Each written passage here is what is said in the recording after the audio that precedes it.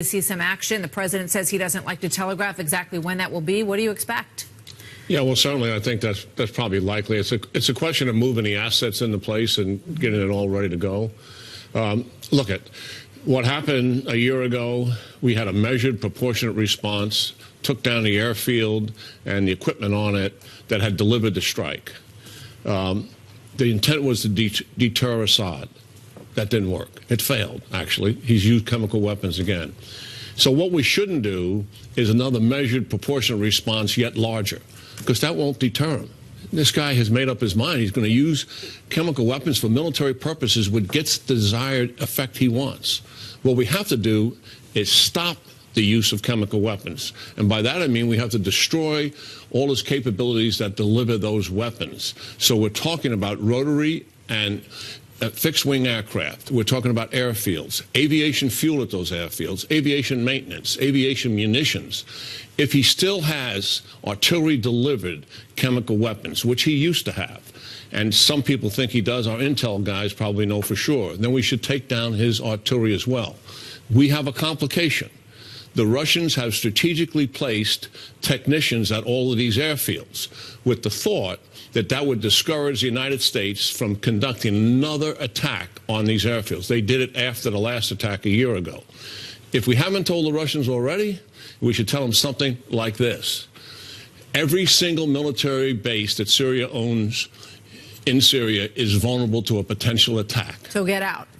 And we're giving Remove your plenty people of now. time. Absolutely. And we're not going to be responsible for what happens to your people if you don't safeguard them. So, yes, an attack is imminent. The other thing is, listen, Iran, Russia, and Syria, they're pariahs in international community. We have got to go after them in a very public way, condemnation, sanctions, and drag them in to the International Criminal Court. I mean, it will make no difference to Assad and no difference to the Iranians, but it will make a difference to Putin. His public image is very important to him, particularly at home. We got to really go after these guys in a public way. The president, last time he approved airstrikes to punish Syria, he received a lot of support from the American people on that. 67% approving that move. And we all remember the dramatic video that followed of what happened in terms of the Tomahawk missiles that were sent in.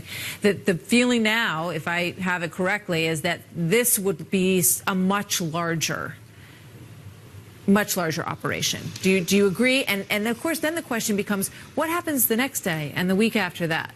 Well, first of all, I think it should be. Now, I'm sure there are those, like the last time, there were many who wanted to take down all the airfields the last time a year ago, which I think was much more appropriate, and people pushed back on that.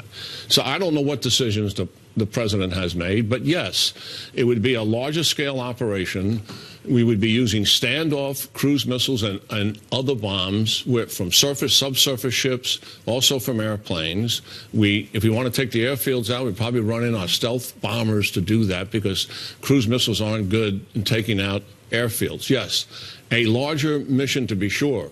I think what's coming out of the mouth of the Iranians and the Russians is pure bluster. Well, they're all saying that they had nothing to do with it. Russia and Assad say these were not their chemical weapons. We have the video, and I know you say that we have very good tracking of the delivery systems for these, and we know exactly where they're coming from. You know, your response to those who suggest that perhaps this isn't what it looks like. That's rubbish. And it's ignorance speaking. We track every single aircraft that takes off from any airfield in Syria. We track where it goes. We track it when it's executing its bombing run. We know what airplane that is.